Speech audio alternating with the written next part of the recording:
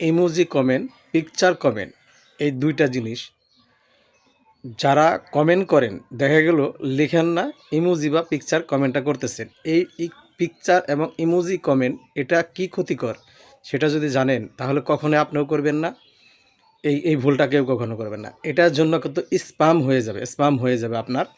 এখানে আপনার রিচ আর engagement, views, এই তিনটা জিনিসই আপনার কেটে নিবে উভয় পক্ষ থেকে।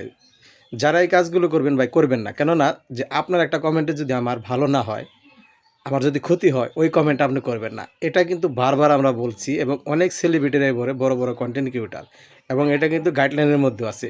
তো এই কমেন্টটা যারা করেন এই কমেন্টটা আজকে থেকে আর করবেন না। স্প্যাম হয়ে যাবে, ক্ষতিকর, ভিউ, রিচ, এঙ্গেজমেন্ট এই তিনটা জিনিসই কেটে নিবে ভাই। যদি এটা কেটেই নেয় তাহলে আজ থেকে এই কমেন্টগুলো কেউ করবো না আমরা। অবশ্যই এই জিনিসটা মাথায় রাখবেন।